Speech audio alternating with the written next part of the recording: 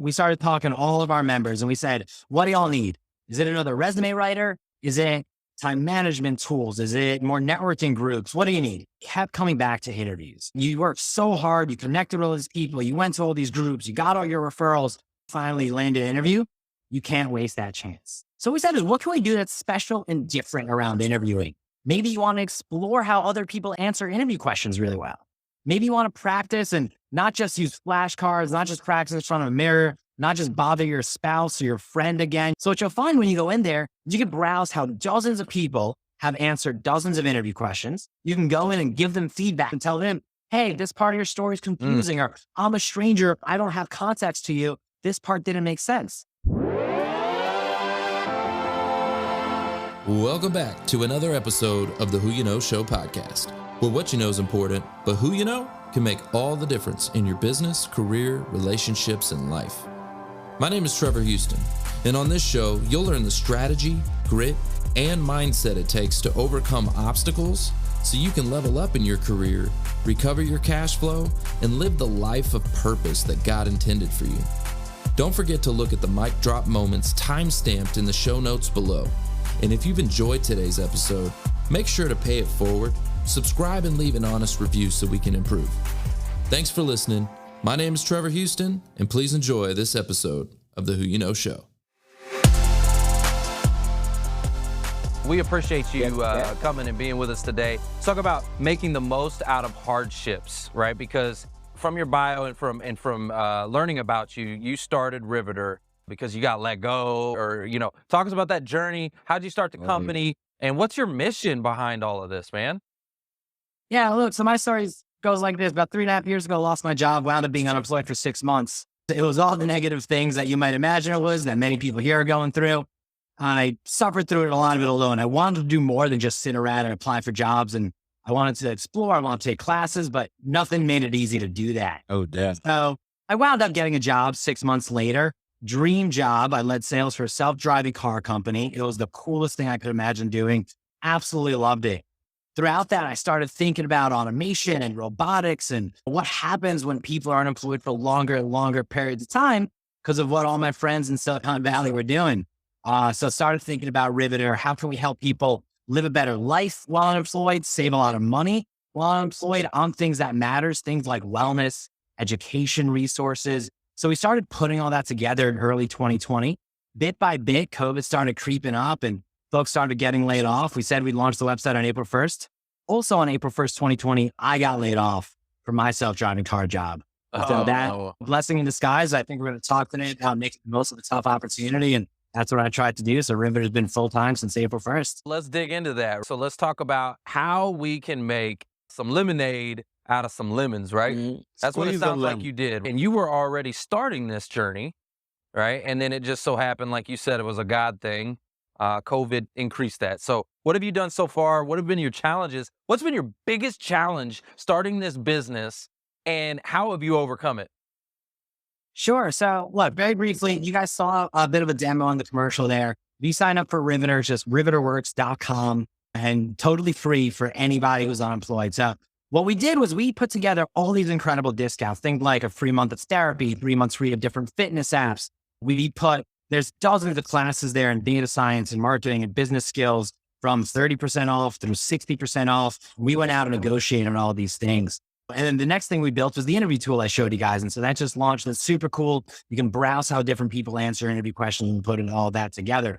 Now, what I'm super proud of is the fact that over the last few months, over 3,000 people have joined Riveter. Super touched. And most of that, so much of that is coming from people, a lot of them actually in your audience here. So yes, shout out to some of my old timers, Doug and Janae and many others. Those referrals, thank you so much. The biggest challenge is how do you get people the right resources quickly enough, right? There's incredible groups like you guys, tons of recruiters who are doing so much work right now, tons of organizations, many of which you feature there. How do you stand out? How do you do something different? How do you do something special? How do you create this environment, a community where people out to be vulnerable, people out to experiment and try new things out? And I think some of the folks who are Riveter members will tell you very open about our path and journey on that. I post a lot about it. I'm super open about it at our events that we have. And so putting all that together has been honestly journey of a lifetime and an absolutely educational experience. I love that. And yeah, stepping out of your comfort zone and trying new things, right? Like we're doing today, like we're doing a new thing. Hashtag behind the curtain inside of clubhouses. This is new, right? We're doing it. We're trying it out, seeing how it works. We'll see if we can make a better experience. And I think that's another thing. It's like, how can you improve each and every day? I want to really dive into your interview prep tool. Let's talk about that. Tell me about that interview prep tool. Let's do it. Basically, in December, we started talking to all of our members and we said, what do y'all need? Is it another resume writer? Well, we all got a resume writer somewhere, some awesome resume tool. Is it time management tools? Is it more networking groups? What do you need? Kept coming back to interviews. You worked so hard. You connected with all these people. You went to all these groups. You got all your referrals. Finally landed an interview. You can't waste that chance. So we said, what can we do that's special and different around interviewing? Maybe you want to explore how other people answer interview questions really well. Maybe you want to practice and not just use flashcards, not just practice in front of a mirror, not just bother your spouse or your friend again. You can only do that so many times. How can we really create this community of people supporting each other, people helping out each other with interview questions and answers? So what you'll find when you go in there, you can browse how dozens of people have answered dozens of interview questions. And so you can get inspired and you'll see how a salesperson with 10 years experience have answered it, how a designer with 20 years experience, an operator with 3 years experience. You can go in and give them feedback, help them out. They're out there looking to improve and tell them, hey, this part of your story is confusing, or I'm a stranger. I don't have context to you. This part didn't make sense. And then once you've gotten comfortable, you go practice your own answer, record yourself. We give you some guidelines, 2-minute maximums. So you can really practice those stories as often as you need. And you can make it private, meaning you're just practicing and you don't really want anyone to see it. Or you can make it public, and the Riveter community and coaches are going to be there to give you feedback. And all this is totally free. And folks seem to really love it. We had somebody today who answered every single question that we have out there and emailed me asking for some more. So that was really nice to see. That's awesome. That's really cool. Let's talk about that, the community aspect of Riveter, and how have you seen that evolve since you've launched? Yeah, so there's incredible communities like yours, right? And the fact that you got these tribal sort of rituals, the donuts, the mic drops. Yeah. It's incredible. It's incredible. And so I admire you guys a lot and watch your show all the time. And I'm like, all right, what else can we do? What else are people looking for? So what we said is we are a place where everybody gets a voice at all of our events. Every single one of our events is not just a speaker. There's a networking component to it as well. So every single person in the event gets a chance to speak. And that does two things. A, that allows the networking to go further, right? So if you're just at a webinar and maybe post your LinkedIn on the chat, you might not be able to actually connect or stand out, or no one knows who you are. But if you're given time to connect in a small group and say, hey, my name's Sally and I'm looking for operations role in the grocery industry, or my name's Doug and I'm looking for sales roles and whatever, you're able to stand out a lot better. So that's the first thing we worked really hard to do. And the second thing is create a room of vulnerability and openness, of a place to say, you know what? I had a hard week. I had a hard, and you got to be able to say that to people who you trust. So I just threw a mic in there and let me explain why. So I love what you're doing. You're creating this environment where people can be vulnerable. It's a small group, commonality. It's actually something that we're going to be doing as well. And so I definitely align with that. We're building it as we speak in our mobile app, where the job seeker community can start up a small group just like you would at church. Get vulnerable, be real, tell people what your challenges are. What I noticed about the job seeker community is this: the job seekers become experts in one area of it, right? They become an expert in the interview. They become an expert in the resume or an expert in the LinkedIn. They don't necessarily have all the answers, but they find one thing that they become really good at.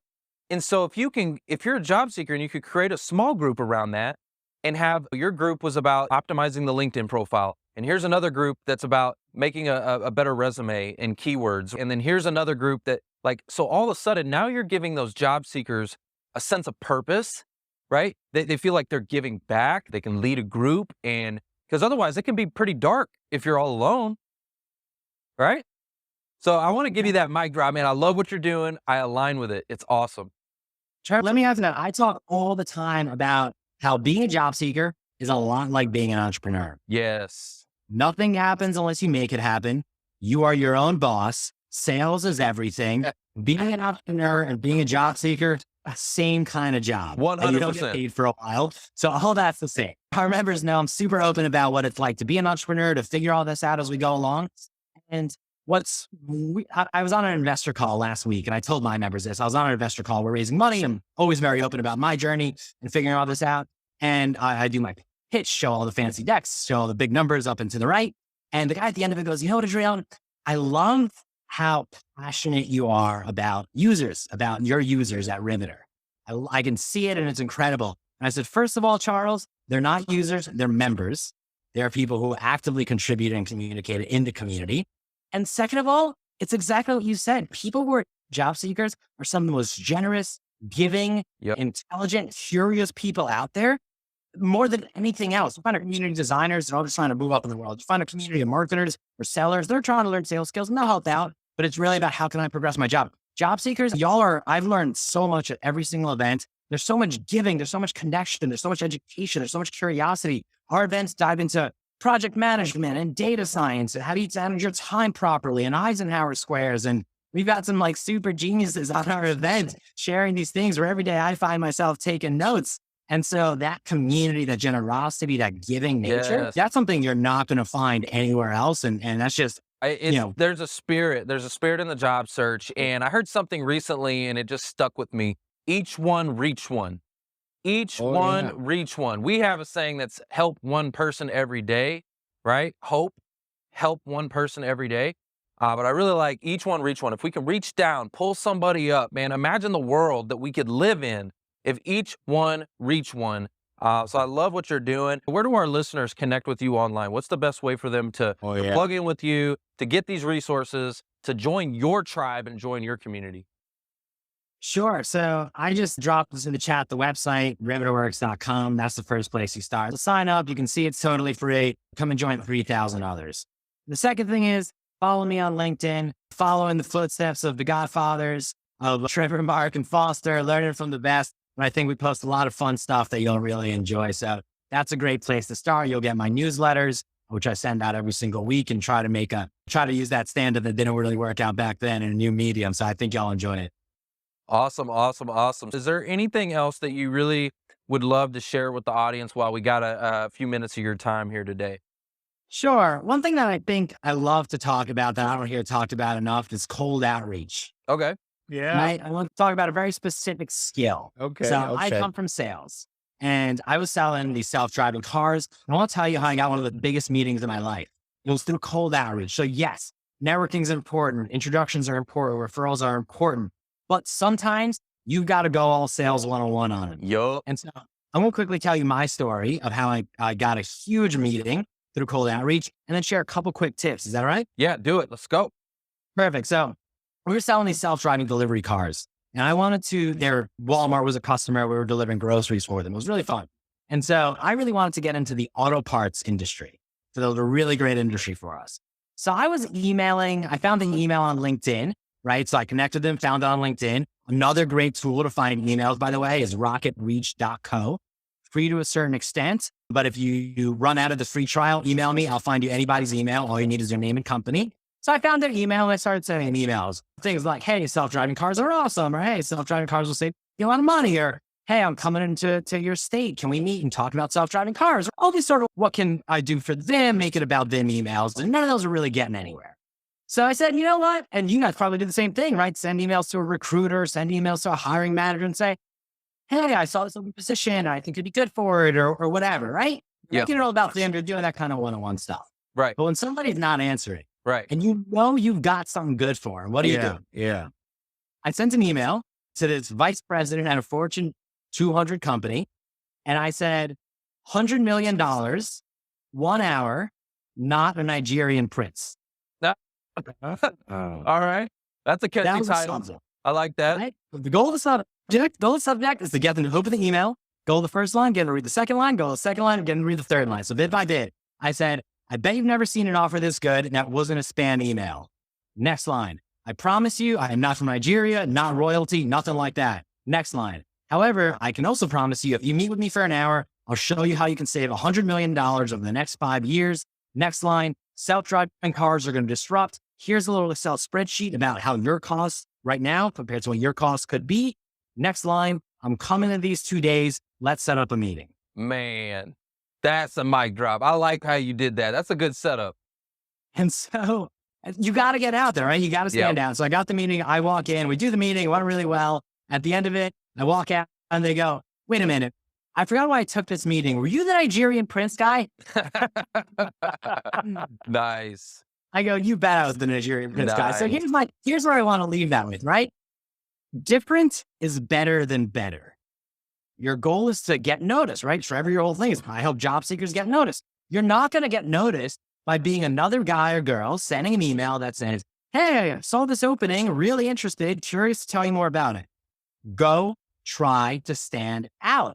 And it's okay if you get a little weird. It's okay if you try to get a little freaky and see what happens. It's okay if something don't work out. There's a million jobs out there. But as you experiment with this, figuring out which subject lines work, which opening lines work, you're going to find that the weirder you get, the more success you find. At the end of the day, what do you got to lose? I love that. Get out of your comfort zone. Just do it anyways. Do it scared. The same old thing as everybody else. Yes. Hey, Adriel, I'm on board with your mission, and I want to support you any way I can. So we need to connect offline, and we'll talk more about it. But yeah, man, I love what you're doing. So keep it up. Thanks for listening to the Who You Know Show podcast. My name is Trevor Houston, and if you've enjoyed this episode, consider subscribing wherever you listen and leave us a positive review to help us keep the mics on in the studio. Until next week, that's the show. It's all about Who You Know.